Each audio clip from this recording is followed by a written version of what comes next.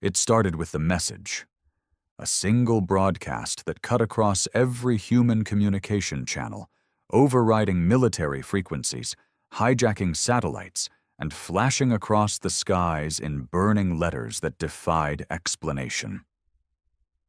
War has a price, and it's your turn to pay. The words weren't spoken in some alien dialect. They weren't translated through artificial means. They arrived in perfect human English, burning with the weight of 1 billion voices, each carrying a whisper of rage. At first, people thought it was a hoax, a sick joke played by some rogue AI. Then, the ships came. They arrived without ceremony, blotting out the stars with their hulking shadows. Colossal behemoths that made Earth's greatest war machines look like mere playthings. The sky itself seemed to tremble under the weight of their presence. And then, the first shot was fired. New York fell in under an hour. London was wiped off the map before anyone could mount a response. The defenses of Beijing, Moscow, and Washington crumbled like wet paper under the sheer force of their weapons. This was no invasion. It was an execution. The ones who came had no interest in negotiations, no demands, no declarations of conquest, only death. For years, humanity had fought amongst itself, waging war over land, resources, ideologies. But now we weren't fighting for territory. We weren't fighting for control. We were fighting to exist. The first wave of Earth's defenders, our best soldiers, our most advanced fleets, were annihilated in days. It wasn't just superior technology. It was experience. We were children playing at war, and these things were something else entirely. They fought without mercy, without hesitation, with the precision of something that had done this 1,000 times before. And yet, despite the hopelessness, despite the overwhelming force brought down upon us, humanity did what it had always done best. We adapted. We learned. We survived. It started with small victories. A single downed warship near the ruins of Berlin, a successful ambush in the shattered remains of Tokyo. We scavenged their technology, we studied their tactics, and slowly, painfully, we fought back. The price was steep. Entire cities were sacrificed for a single enemy outpost. Millions died in battles that barely bought us a few more days of existence. But we kept going, because we knew something they didn't. We understood war, not the clean, calculated conflicts they were used to, where the stronger force dictated the terms. No, humanity had perfected something else entirely. Guerrilla warfare, insurgency. We made Earth a hellscape for them. They took our skies? We turned the ground into a death trap. They controlled the cities? We collapsed them with bombs and turned the rubble into fortresses. They hunted us with precision? We struck from the shadows, using every dirty trick, every desperate strategy, every ounce of madness that had ever driven human history forward. For the first time, they hesitated. For the first time, they bled. And that was when the real war began. They retaliated with fire and fury, leveling what was left of Earth's civilization in their desperate attempt to crush us. But they had made a mistake every conqueror in history had made when facing humanity. They underestimated the sheer, unrelenting spite of our species. We had nothing left to lose, no homes, no cities, no governments. The concept of nations no longer mattered. Borders were meaningless. We had become one people, united not by diplomacy or ideology, but by necessity, by vengeance. And when a species fights with nothing left to lose, it fights without limits. They called us vermin. We made them believe it. Our soldiers became ghosts, appearing from nowhere, striking hard, and vanishing before the dust settled. Our engineers turned the wreckage of their ships into weapons they had never seen before. Scientists worked without sleep, repurposing alien technology at a speed that should have been impossible. But the real terror? That was the civilians. The old, the weak, the unarmed. Those they thought were helpless. They were wrong. The elderly who once taught history now taught war. Grandmothers who had raised children became instructors in sabotage. The youth, the ones who had been forced to watch their homes burn, their families torn apart, they became something even we feared. They did not hesitate. They did not forgive. A child with nothing but a scavenged plasma rifle took down one of their generals in Argentina. A blind man, a former pianist, detonated himself inside a command post, taking 3 of their warlords with him. A woman who had never held a weapon before the war managed to single-handedly infiltrate their supply lines and poison their rations. They came expecting war. We gave them horror. And the more they pushed, the more they lost. Because no matter how much they slaughtered, we always came back. We always came back. They sent their best hunters, their deadliest assassins. We left their bodies hanging in the ruins of their own war machines.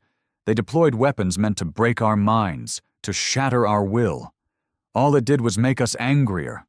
Because that was the secret they never understood. Humans don't break. We don't surrender. We don't stop. We had been at war with ourselves since the dawn of our existence. Every war in history, every moment of suffering, every nightmare we had endured had led to this, had shaped us into the perfect survivors. They had technology. They had numbers. We had rage. And rage won. The turning point wasn't a grand battle. It wasn't a singular act of defiance. It was something smaller, quieter. It happened in the wreckage of a nameless city, where the air still burned with the aftershocks of orbital bombardment. The enemy had moved in to clear out the survivors, their towering forms scanning the ruins, certain that nothing living remained. But something had survived. A squad of humans, no more than 7, hidden beneath the rubble, waiting. Starving.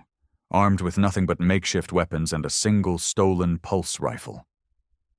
Their leader, a woman whose name no one would ever remember, made the call. They struck like wolves. Knives plunged into exposed joints. Scavenged explosives detonated under armored feet. They fought without fear, without hesitation.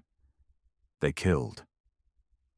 And when the last enemy fell, gurgling in confusion, his blood soaking the dust-covered streets, something happened. One of them, a survivor barely past the age of 16, lifted the enemy's shattered helmet and let out a broken, half-mad laugh. "They bleed!" 2 words. That was all it took, because if they could bleed, they could die. The message spread like wildfire. Across the ruined world, the whispers took shape. They bleed. They can die. Humanity had been fighting to survive. But now? Now we fought to win. The war changed. The enemy felt it before they saw it. Before, they had been the hunters. Now they became the hunted. We weren't just fighting battles. We were making examples. We stopped hitting supply chains. We started targeting their leaders, their officers, their commanders. One by one, they vanished. Some were found strung up in the ruins of their own war machines, their bodies torn apart with human weapons. Others simply disappeared, dragged into the dark by hands they never saw coming.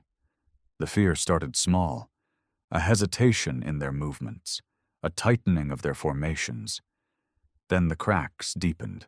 They stopped patrolling alone. They flinched at shadows.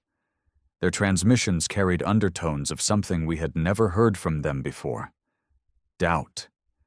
They had come to Earth to exterminate us, believing we were nothing more than another primitive species waiting to be wiped away. But we weren't. We were something else entirely. They had tried to teach us the price of war. Now, we were making them pay it. The first confirmed desertion happened in the ruins of what was once Paris. Their soldiers, once unshakable, once merciless, simply left. A full unit, abandoning their posts in the dead of night, their weapons discarded, their massive war machines left to rust. They fled into the darkness, hoping to escape something they could no longer understand. Fear. Not the kind of fear that came from facing a superior enemy. No, this was different. This was primal. They had watched their kind vanish without a trace. They had seen what happened to those who hesitated. They had witnessed our cruelty, because that was what scared them the most, how efficient we had become at this war. They had thought us savages, but the truth was far worse. We were learning. We had adapted to their technology, understood their tactics, anticipated their every move. And now we were perfecting it. The real shift in power came when we stole their ships. Not just the wreckage, not just scraps. We took fully operational vessels. Their own pilots, broken and afraid, gave them to us in exchange for mercy that we did not promise. And that was when we stopped being prey. No longer were we fighting in the ruins of our own world, scavenging to survive. Now, we took the fight to them. The first raid happened on a minor outpost orbiting Jupiter, a place we should have never been able to reach, a place they thought was safe. They never saw us coming. Using their own stolen technology, we tore through their defenses. Soldiers that had once bombed our cities now choked on our atmosphere as we vented their stations into the void. We did not conquer. We did not occupy. We erased. We left nothing behind but silence. The message was clear. We were done running. We were done hiding. They had come to destroy us. Now it was our turn. And for the first time, across their fractured communications, across their encrypted frequencies, we heard something we had never heard before. A plea. A single transmission, filled with desperation, with disbelief. They won't stop. They finally understood. This was no longer a war. This was vengeance. They tried to negotiate. It started as whispers across their comm channels, uncertainty, hesitation. Then, the first official transmission arrived. A desperate attempt at diplomacy. They offered peace. We didn't answer, because there was no peace left to give. They had come to cleanse us, to wipe our species from existence without a second thought. They had turned our cities to ash, slaughtered our families, and now they wanted to talk. We let them wait in silence. Days passed, then weeks. And while they sat in fear, hoping for an answer, we continued. Raids turned into full-blown assaults. Their outer colonies, worlds they had ruled for centuries, began to fall one by one. Not just to soldiers, but to the civilians they had once dismissed as weak. They had thought humans were fragile. They had believed our species was soft. But what they didn't understand was that humanity had never been defined by peace. We were built for war. The breaking point came in the skies above one of their core worlds. It was supposed to be an impenetrable stronghold, a planet encased in orbital defense grids, protected by a fleet that had never known defeat. We tore through them in a single night, not with overwhelming numbers, not with superior technology, with sheer, unrelenting madness. We crashed stolen ships into their stations, detonating reactors in suicide runs. We sent squads of soldiers onto their hulls, carving through their armor with makeshift weapons, tearing them apart piece by piece. And when the battle was over, when their once mighty fleet lay in burning ruin, we did something that shattered them completely. We broadcast a message, not in their language, not through translation, but in our own words, spoken in every human tongue, carried by every stolen frequency, a message of promise. War has a price, and now it's your turn to pay. That was when the surrender began. Not in formal declarations, not in official treaties. It started as desertion. Entire fleets abandoned their posts. Officers turned their weapons on their own commanders rather than face us, because they knew. They knew what was coming. They had made the mistake of believing this war would be swift, that humanity would crumble under the weight of their might. Instead, they had created something far worse. They had forged monsters. And now, There was no stopping us. The first true surrender wasn't an act of diplomacy. It wasn't a carefully worded agreement or a ceremonial laying down of arms. It was a massacre, not our massacre. Theirs. One of their own warlords, once a high commander in the initial assault on Earth, was hunted by his own kind. His forces had dwindled, his armies shattered, his ships lost to the void. He begged for reinforcements, for salvation. None came. His own people turned against him, hoping to buy favor, hoping to appease us. They dragged his broken body into the light, broadcasting their surrender to every known frequency. Their words shook with terror, their voices pleading. Take him. Take everything. Just let us live. We didn't answer. We didn't need to, because by then they already knew. Mercy was no longer on the table. The war wasn't ending. Not yet. Not until we decided it was over. Our forces, once scattered, once desperate, now surged like wildfire across the stars. The shattered remains of our world had become a forge, crafting warriors that knew no fear, no hesitation. And we did not just fight. We conquered. For every city they burned, we burned a world. For every family they tore apart, we erased a bloodline. They thought they had seen the worst of us. They were wrong, because humanity had long since abandoned the idea of simple survival. Now we wanted something else. We wanted revenge. The final battle came, not on some distant alien world, but in their home system.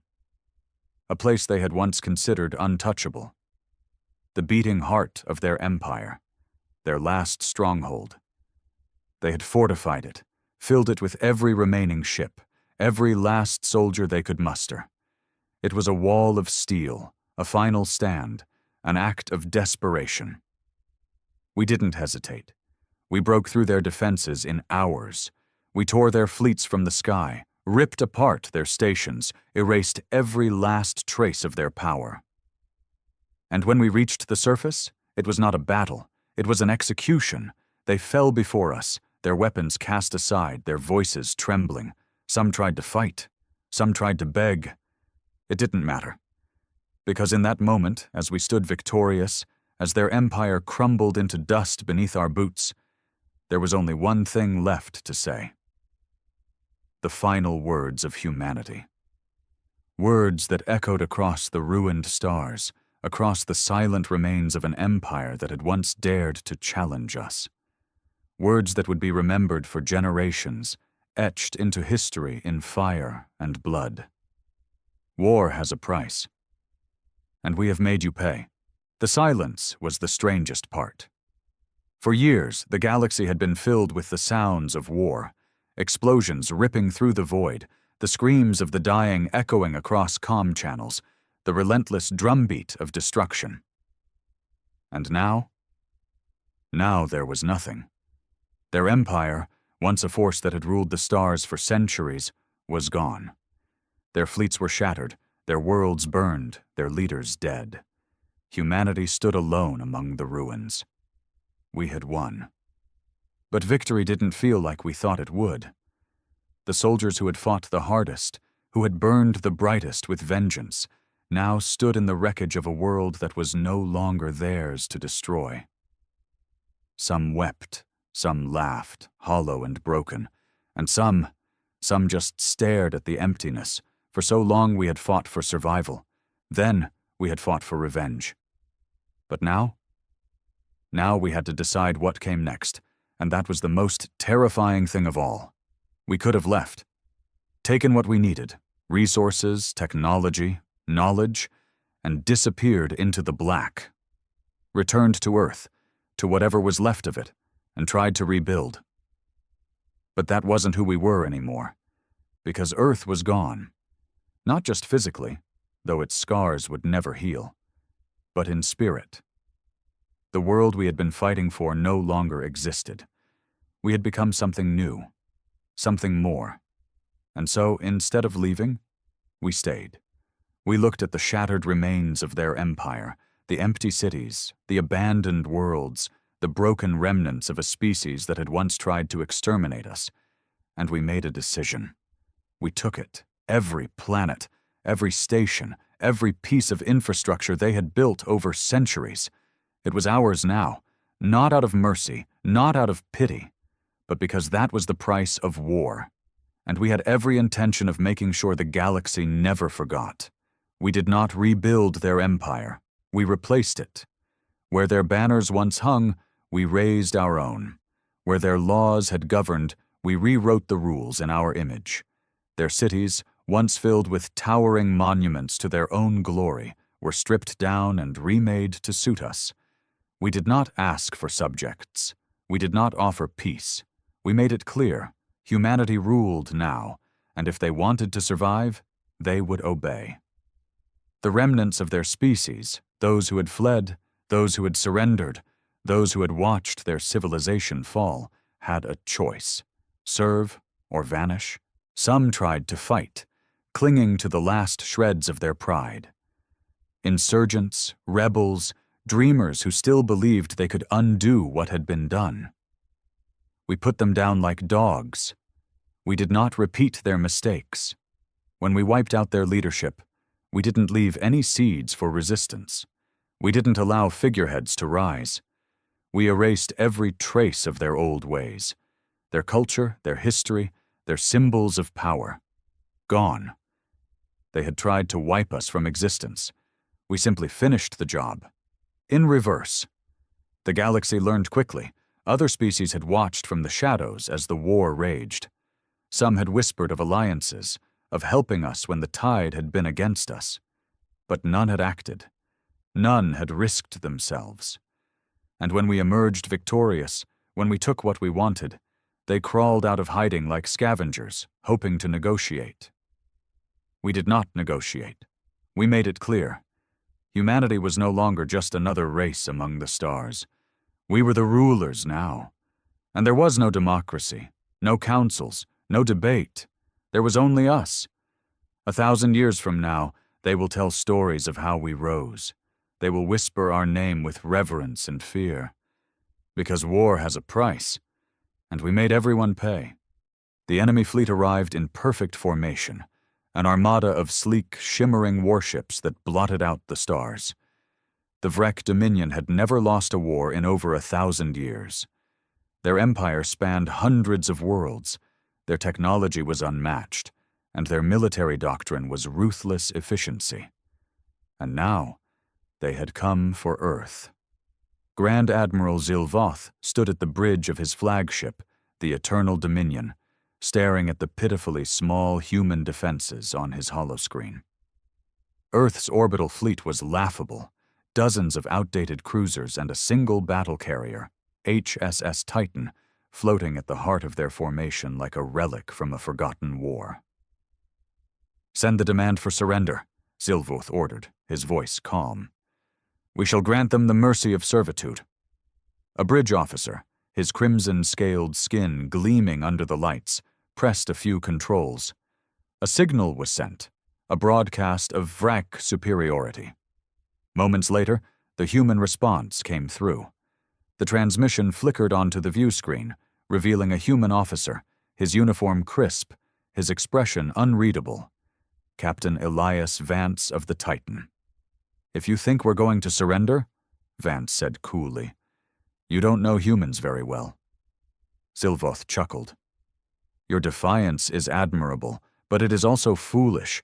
Your defenses are obsolete, your technology is primitive, and your forces are outnumbered 1,000 to 1. Do you truly believe you stand a chance?" Vance smiled. It wasn't an arrogant smile. It wasn't the desperate grin of a man facing his end. It was something else, something that made the back of Zilvoth's mind itch with unease. "Oh, Admiral," Vance said, his voice steady, "you have no idea what you're about to face." With that, the transmission cut. Zilvoth sighed, shaking his head. Another species that thought courage could replace firepower. "Prepare the fleet," he ordered. "Crush them." Then, as if on cue, the Titan moved. Not forward, not in retreat. It moved up. With a speed no capital ship should have possessed, it shot into high orbit, past the Dominion fleet's firing range, and then it disappeared. Zilvoth frowned. Where did they? Then the alarms blared. One of his rear-line cruisers exploded in a blinding flash of energy. Then another. Then two more. Weapons fire, but from where? The fleet scrambled for answers, scanning every possible vector, but the sensors found nothing, only the burning wreckage of their ships. Then, something massive decloaked in the midst of their formation, the Titan. Except it wasn't just a battle carrier. It was something else, something new, something humanity had never shown before. And as its weapons charged, humanity taught the Vrak the first lesson of war. Never assume you know your enemy. Panic rippled through the Vrak fleet. This wasn't possible. No human ship had ever demonstrated cloaking technology, certainly not one of that size. Zilvoth's mandibles clicked together in frustration as his officers scrambled for answers. The Titan loomed in the heart of his fleet, its dark hull bristling with weaponry. How did they do that? One of his tacticians gasped. That shouldn't be possible. Enough, Zilvoth snarled. Focus fire on that ship. Now, across the Vrak fleet, weapon systems locked onto the Titan. Plasma lances, disruptor cannons, and torpedo arrays charged. But before they could fire, the Titan moved.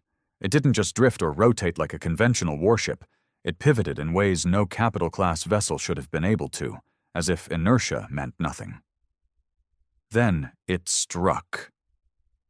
The Titan's forward batteries unleashed a torrent of crimson energy, scything through Vrak cruisers like they were made of paper. A dozen ships vanished in balls of fire, their shields useless against the sheer force of the human weapons. Zilvoth's claws dug into the armrest of his command throne. This wasn't brute force. This was precision. "They're targeting structural weak points," an officer shouted. "How do they know?" It clicked in Zilvoth's mind. They had been watched, studied. For decades, the Dominion had believed the humans to be nothing more than another expansion target, primitive creatures who had barely reached the stars. But somehow, they had been preparing. And now they were using that knowledge to carve through his fleet. "Adaptive warfare," Zilvoth murmured. The Titan flickered again, bending light around its hull as it disappeared. Cloaking and firing at the same time? Impossible.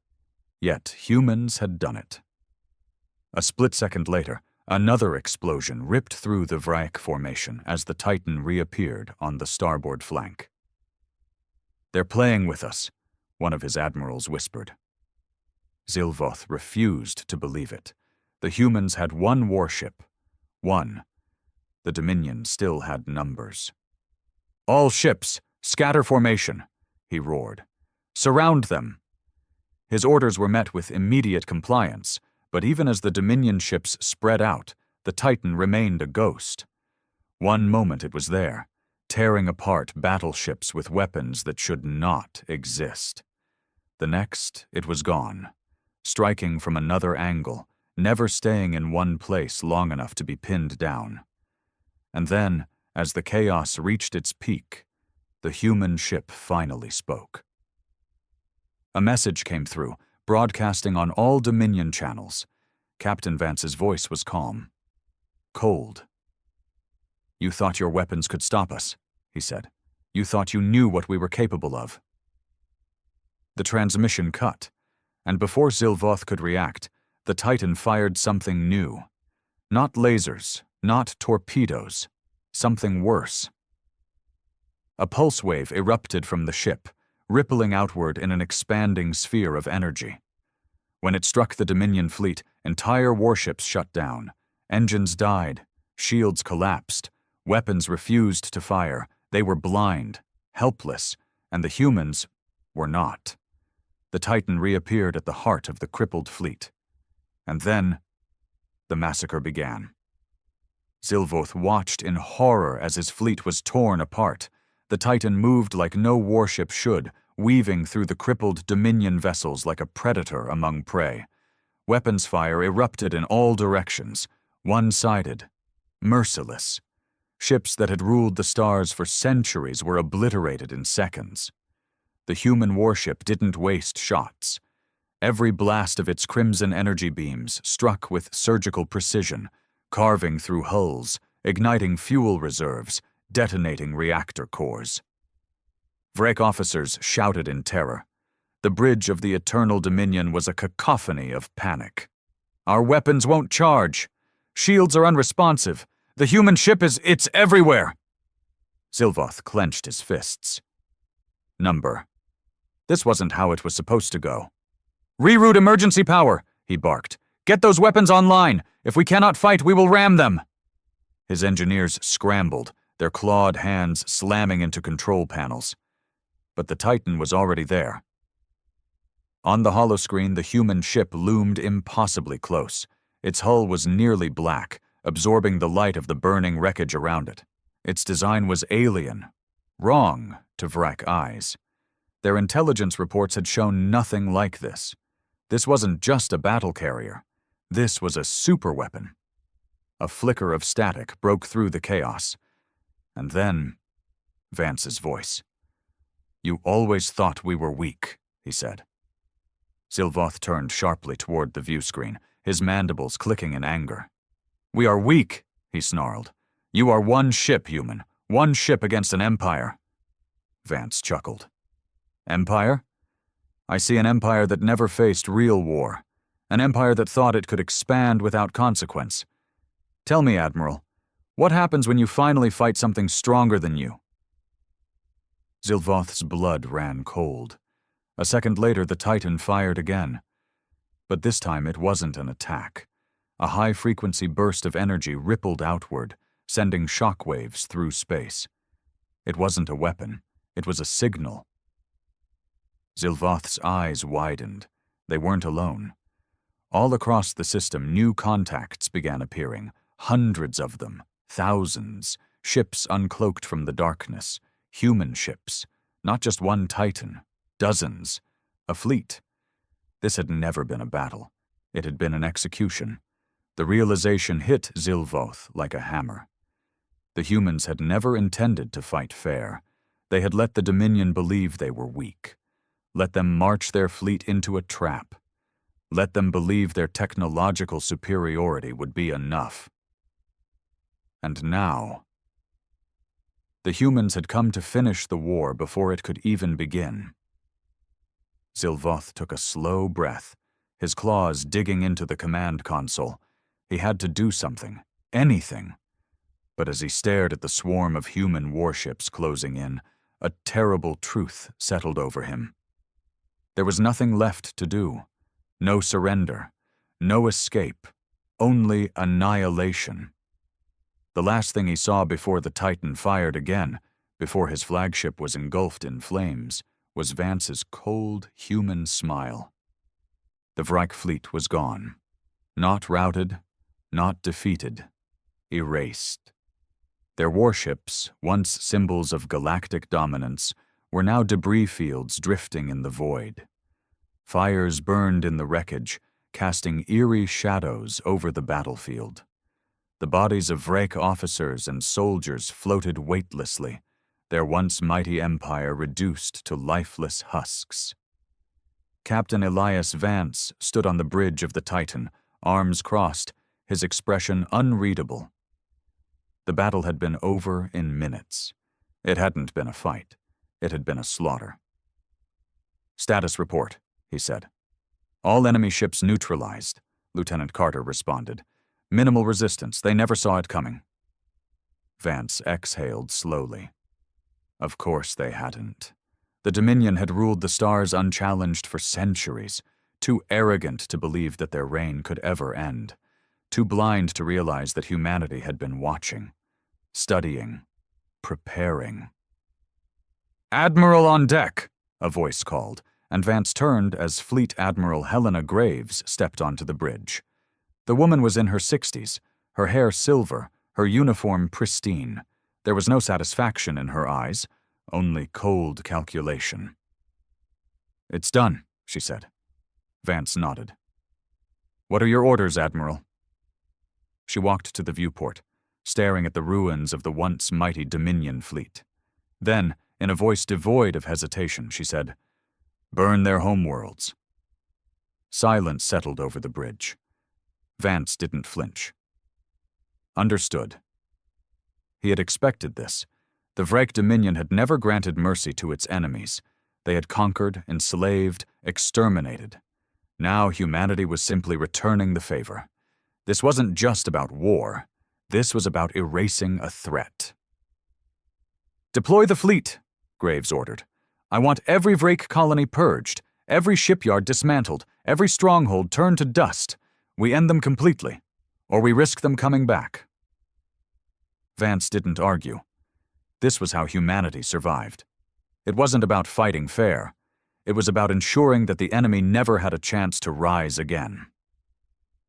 "Set course for the Vrek homeworld," he said. "Let's finish what they started." The fleet moved. Thousands of human warships breaking formation, engines burning bright as they accelerated toward their next target. The war wasn't over, but soon there would be no one left to fight back. And the galaxy would remember this day. They would remember the mistake the Vrek had made. They had thought their weapons could stop humanity, but the Titan had proven them fatally wrong. The human fleet surged forward, engines burning bright against the void as they set course for the Vrek homeworld. Thousands of ships moved in perfect coordination, dreadnoughts, destroyers, and carriers, each one a symbol of humanity's readiness for war. On the bridge of the Titan, Captain Elias Vance stared at the holographic display of their next target. Vreknar, the Dominion's throne world. It was a massive planet, covered in sprawling cities and fortified bastions, home to billions of Vrek citizens. "ETA?" Vance asked. 5 hours, Lieutenant Carter replied. "Enemy defenses are active, but it won't matter." Vance nodded. The Vrek homeworld was well defended, with orbital cannons, planetary shields, and massive garrisons. But none of that would stop what was coming. The Titan and its fleet weren't just attacking. They were here to erase the Dominion from existence. Fleet Admiral Helena Graves stood beside him, her gaze locked on the planet's image. "You know what needs to be done?" she said. Vance hesitated for only a fraction of a second. "A full planetary purge. No survivors?" Graves nodded. "This is the only way. If we leave even a fraction of them alive, they'll regroup. And in 100 years, we'll be fighting their descendants." Vance exhaled. This was how humanity had survived for so long, not through mercy, but through ruthless efficiency. They weren't just fighting for victory. They were fighting to ensure they would never have to fight again. But still, something about this felt different. He had no sympathy for the Vrek. They had enslaved entire civilizations, committed atrocities across the stars. But the thought of billions of lives being wiped out in a single stroke? "Captain," Carter said, interrupting his thoughts. "Incoming transmission. It's from the Vrek High Chancellor." Vance exchanged a glance with Graves. "Put it through," the Admiral said. The holographic display flickered, and a Vrek figure appeared. A tall, regal-looking creature with pale golden scales and piercing black eyes. High Chancellor Vakrai, the ruler of the Dominion. His voice was steady, but there was fear behind it. "Humans," he said, his mandibles twitching. "You have proven your strength. You have destroyed our fleet, but I urge you to reconsider your next actions." Vance folded his arms. "Reconsider? After what your people have done?" Vakrai's eyes darkened. "We have ruled for millennia. We have conquered, yes, but so have you. This war does not need to end in genocide." Graves stepped forward. "Your people started this war. We're just finishing it." The Vrek Chancellor inhaled sharply. There is no honor in extermination. Graves laughed coldly. Honor? You enslaved entire species. You burned colonies that resisted. You gave no mercy, and now you beg for it? Vakrai flinched but did not look away. We are offering surrender. Vance and Graves exchanged glances. Surrender? Vance repeated. Unconditional? The Chancellor hesitated, just for a moment. Graves caught it immediately. You think you still have options, she said, her voice turning to steel. You don't. Vakrai exhaled. We will give you our military. We will disband the Dominion, but spare our people. The bridge was silent. Vance felt something stir in his chest. A part of him wanted to take the deal, to be done with it, to end the war without extermination. But then Graves spoke. No. The Chancellor's expression twisted. You cannot mean to— This isn't about winning, Graves interrupted. It's about making sure there's nothing left to fight back. Vakrai's mandibles clicked rapidly. You would become what you claim to hate. Graves leaned in toward the display.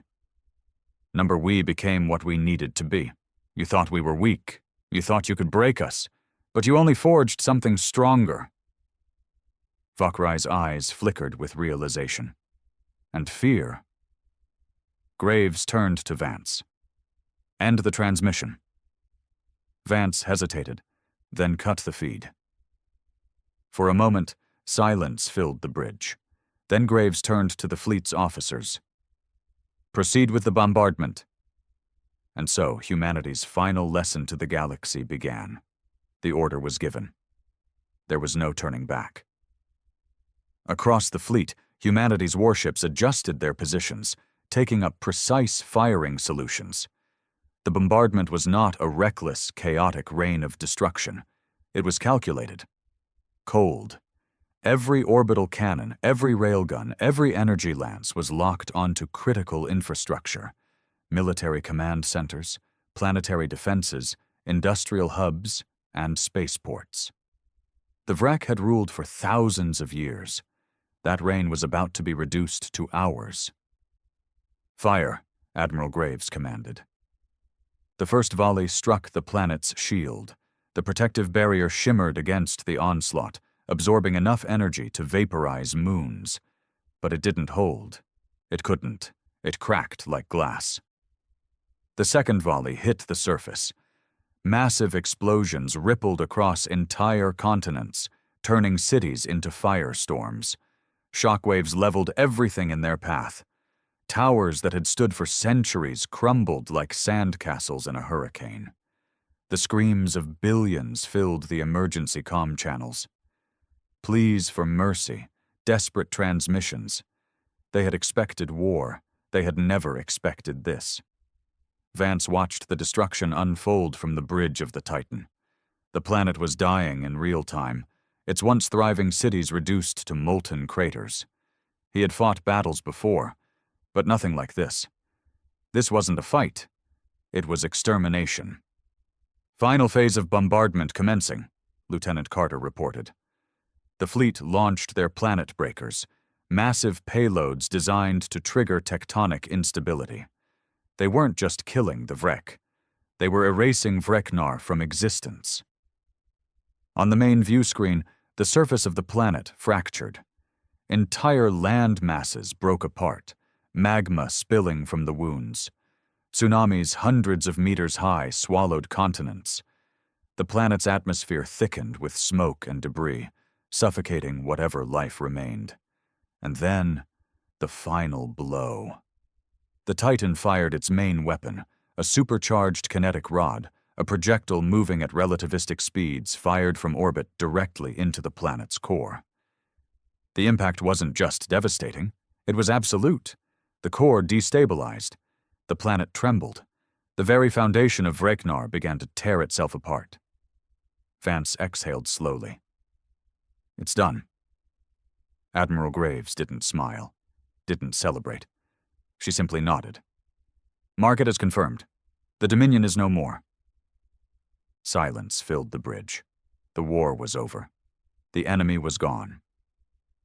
But as Vance looked at the burning wreckage of a civilization that had once dominated the stars, he couldn't shake the feeling that something had changed. Not in the Vrick, in them.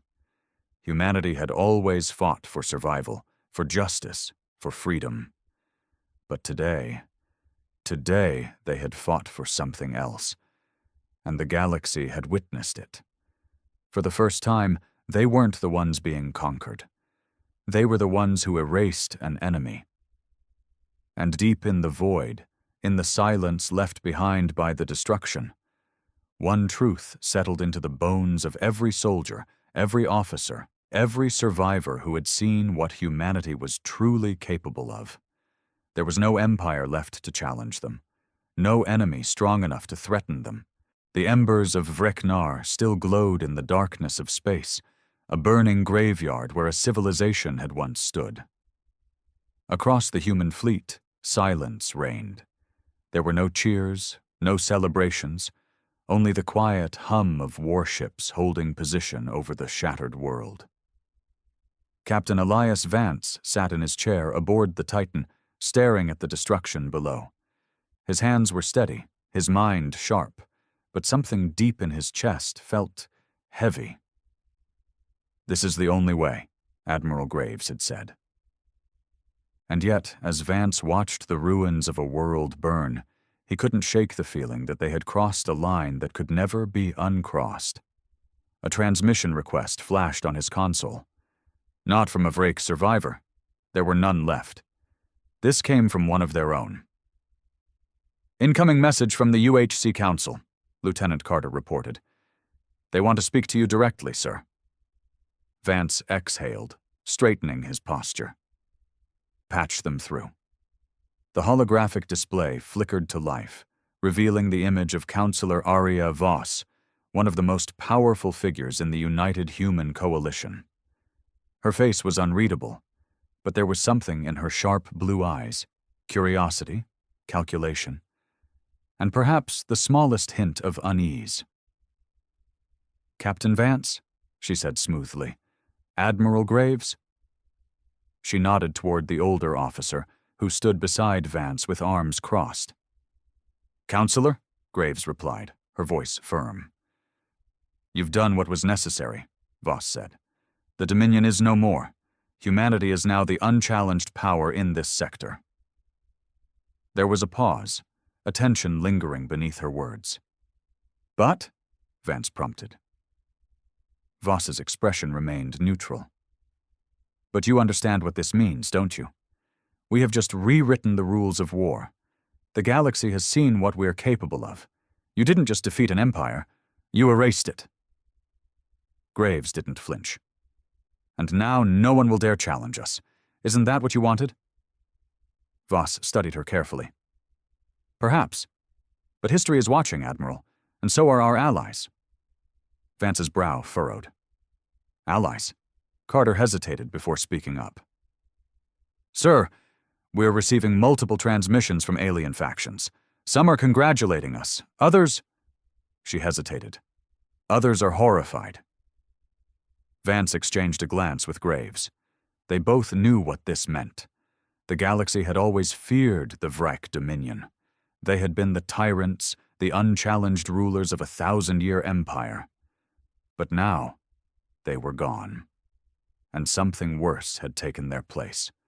Not a conqueror, not a ruler, but a predator. A species that did not just defeat its enemies, it erased them. "Humanity has secured its place," Graves said, her voice unwavering. "That was the mission. That was the objective." Counselor Voss leaned forward slightly.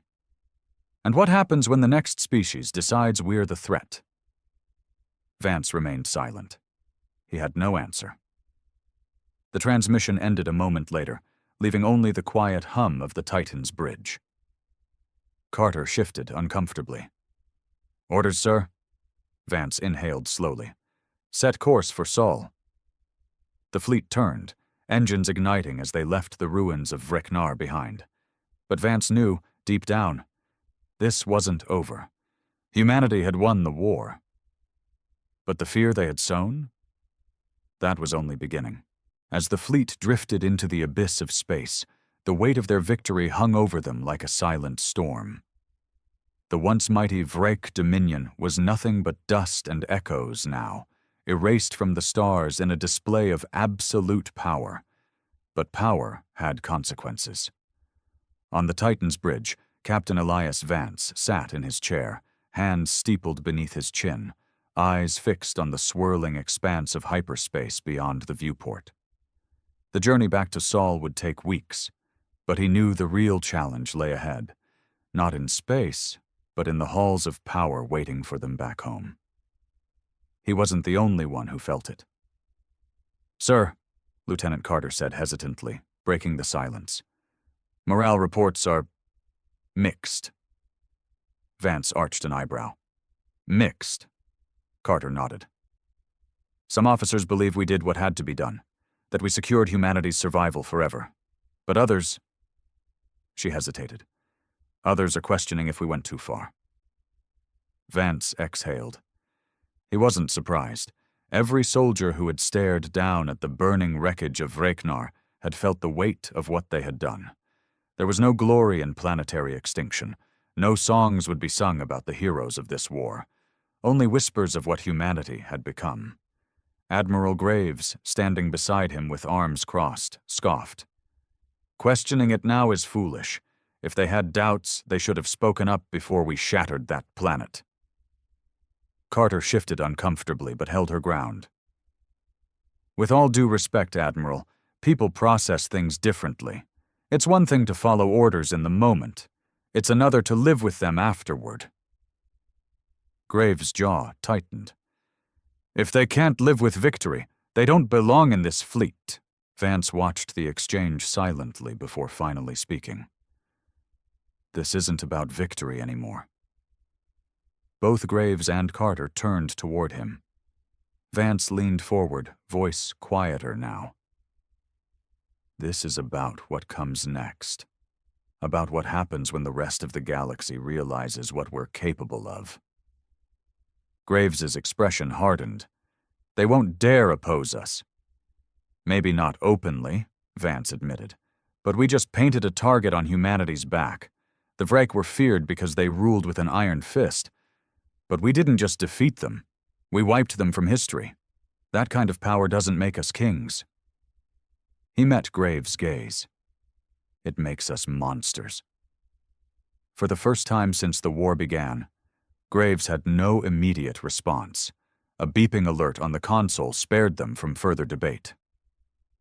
"Captain," Carter said, eyes wide, scanning the incoming data, "we're receiving a priority transmission, not from Sol, but from the Zender Accord." Vance frowned. The Zender Accord was a coalition of independent alien species, once considered a rival to the Vrek Dominion, though never strong enough to challenge them directly. Humanity had maintained a fragile alliance with them, based more on mutual convenience than trust. And now, with the Vrek gone— "Put it through," Vance ordered.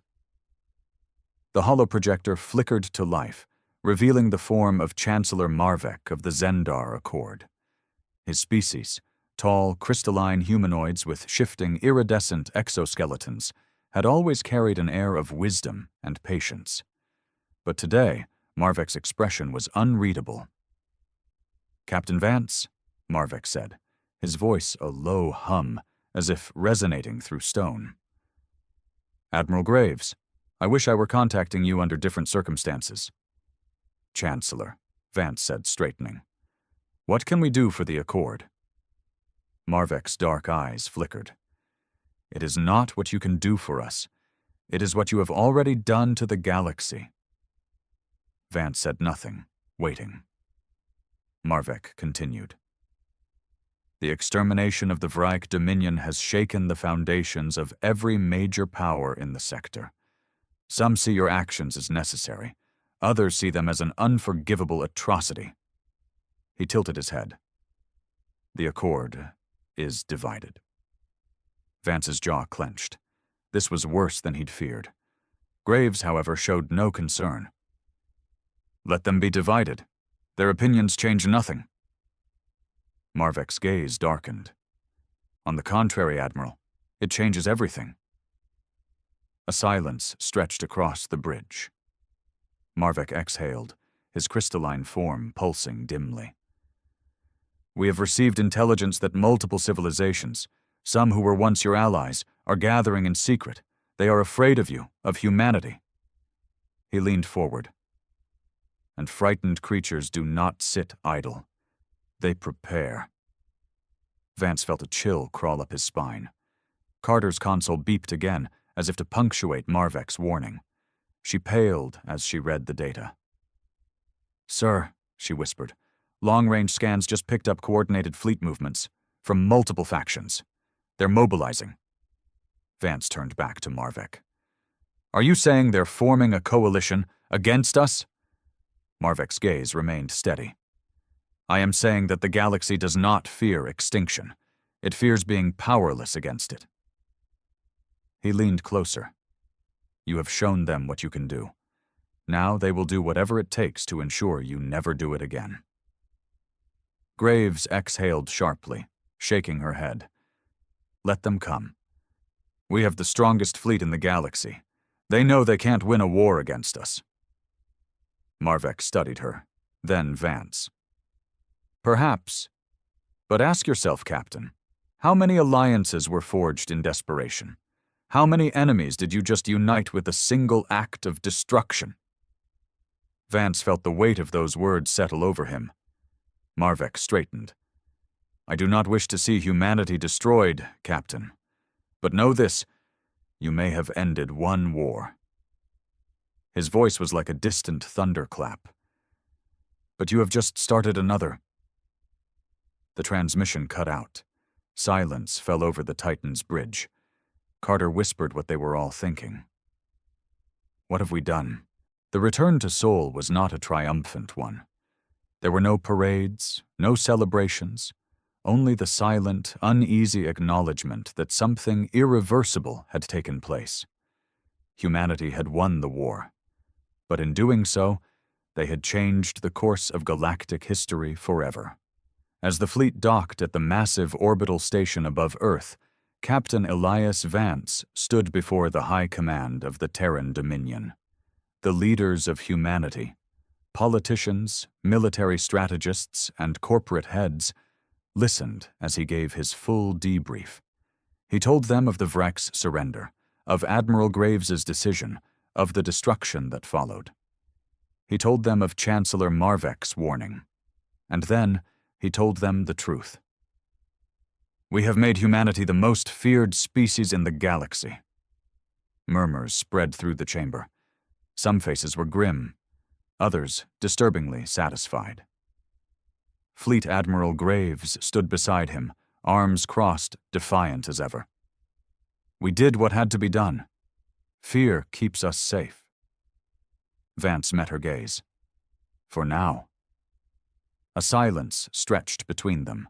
The council deliberated for hours, but in the end, the decision was already made, not by words, but by actions.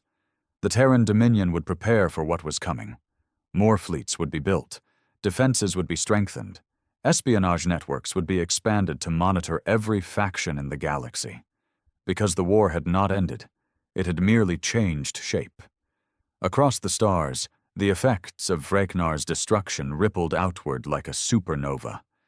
The galaxy was no stranger to war, but never before had an empire been erased in a single act of calculated brutality. Species that had once bickered over borders now sat in secret meetings, forging alliances once thought impossible. The very civilizations that had feared the Vrek's rule now feared something far worse. A humanity unchained by morality, unburdened by restraint. They would not wait to see if Earth would strike again. They would not wait for their own worlds to burn. In the shadows of space, warships were being built, armies were being mobilized, plans were being set in motion, and at the heart of it all, a single, undeniable truth loomed over every council chamber and war room. Humanity was no longer just another power in the galaxy. They were the reckoning. Vance stood alone in his quarters aboard the Titan, staring out at the blue expanse of Earth below. His home, his people. He had fought for them, killed for them, secured their future with fire and blood. And yet, as he watched the stars beyond, he couldn't shake the feeling that something vital had been lost. Not just the wreck, not just the innocence of those who had carried out the purge, but the soul of humanity itself. A chime echoed through his quarters, a secure message. He opened it. One line of text appeared on the screen. "They're coming. No sender, no traceable origin, just a warning." Vance's fingers hovered over the console. He had no doubts about who was coming. The question was, when? He exhaled and straightened. The time for regret was over. Humanity had chosen its path, and now they would walk it, no matter where it led.